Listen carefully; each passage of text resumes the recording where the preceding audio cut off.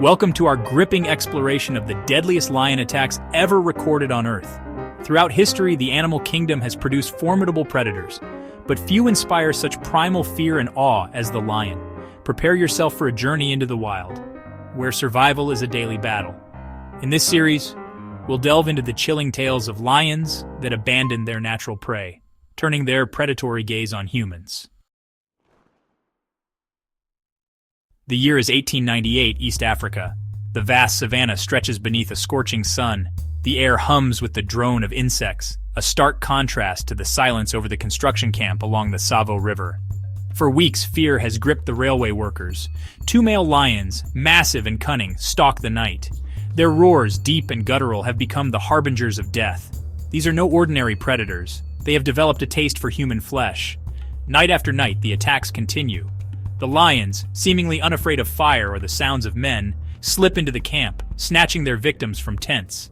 Desperation mounts with each passing day. Armed guards fire shot after shot into the night, hoping to strike down the beasts. Lieutenant Colonel John Henry Patterson arrives at the camp. Tasked with restoring order and completing the railway, he soon realizes the gravity of the situation. Patterson, a skilled hunter, resolves to end the nightmare. Finally, after weeks of relentless pursuit, Patterson confronts the lions. With a final echoing shot, the reign of the Savvo man-eaters comes to an end. The Luangwa Valley in Zambia, a land of breathtaking beauty and abundant wildlife, is also a place where danger lurks in the shadows. In 1991, a reign of terror unfolded, orchestrated by a single massive male lion, the Mafue man-eater. This lion, a magnificent specimen with a dark mane, was a formidable predator. It began with whispers, tales from villagers of livestock disappearing. Then came the human victims. The first to disappear was a young woman, snatched from her hut as she slept. Then a farmer, ambushed in broad daylight. Panic gripped the region. The Mafue man-eater had no fear of humans, no hesitation to enter their domain.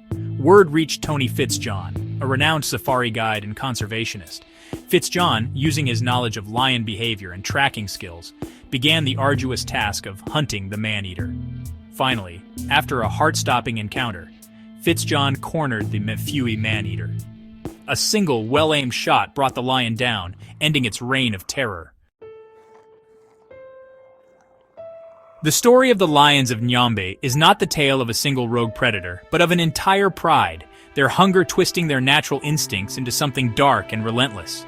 In the 1930s, in the shadow of Tanzania's Kipingari Mountains, a wave of terror swept through the villages of Nambe. The lions of Nambe, a large pride ruled by a formidable matriarch, had developed a taste for human blood. Their attacks were methodical, coordinated, and utterly ruthless. Unlike solitary man-eaters, this pride hunted humans as a collective. The villagers, their lives intertwined with the rhythms of the land, were ill-prepared for the onslaught. Homes offered little protection against the lion's strength and cunning. The local government, overwhelmed by the crisis, called for help. George Rushby, a renowned game warden, answered the call. Rushby, employing a combination of hunting skills and strategic culling, slowly turned the tide. He targeted the pride's leaders, disrupting their hierarchy. It was a grueling, dangerous campaign, but Rushby eventually restored balance to the region. The Lion of Gapur, Phantom of the Hills. In the early 20th century, in the remote hills of Gapur, a lion emerged from the shadows, etching its name in the annals of man-eater lore. The Lion of Gapur was a phantom, a whisper of terror that haunted the region for months. Unlike other man-eaters, this lion operated with chilling stealth. Some whispered it was driven mad by rabies, others that it was a displaced animal. Its victims, often shepherds or villagers, seemed to vanish without a trace. Fear gripped the region. Kenneth Anderson, a renowned hunter, was called upon to stop the killings. Anderson embarked on a perilous hunt, tracking the elusive lion through dense jungles and rugged hills. The hunt was fraught with danger. The lion, a master of camouflage and stealth, seemed to melt into the landscape. The Lion of Kema hunter in the night. In the 1960s, the remote region of Kema witnessed the emergence of a notorious man-eater, the Lion of Kema.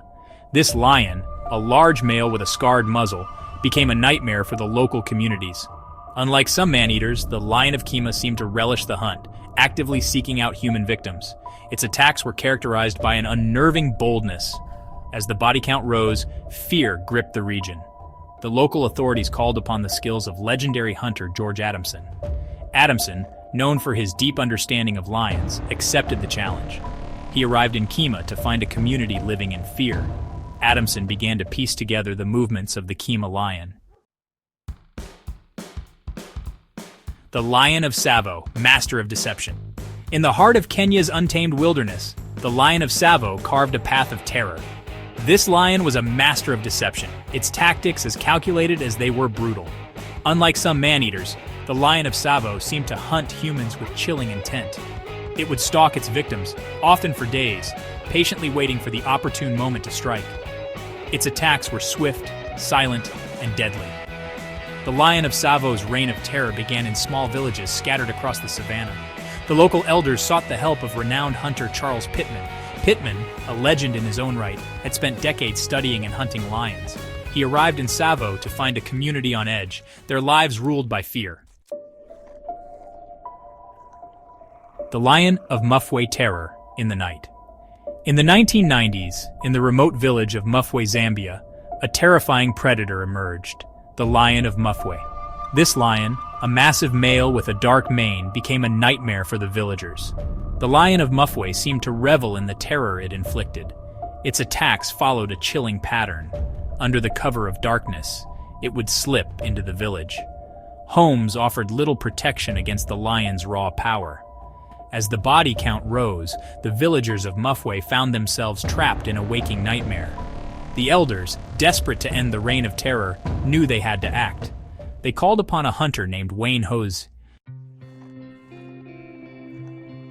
The Lion of Oso, the Silent Stalker. In the early 2000s, a shadow fell over Zambia's Oso district, a predator as silent as it was deadly. This lion, a solitary male with a scarred flank, became a chilling enigma. The Lion of Oso moved with ghost-like stealth. The lion's reign of terror began subtly, almost imperceptibly. Then came the human victims, snatched from their homes in the dead of night. Fear spread through the villages of Oso. The authorities called upon the expertise of wildlife ranger P.J. Fuchs. Fuchs arrived in Oso to find a community living on a knife edge. The Lion of Makaa, legacy of a phantom. In the late 19th century, the Lion of Makaa terrorized Tanzania's Iringa region. This lion seemed to possess a dark intelligence, a cunning that bordered on the supernatural.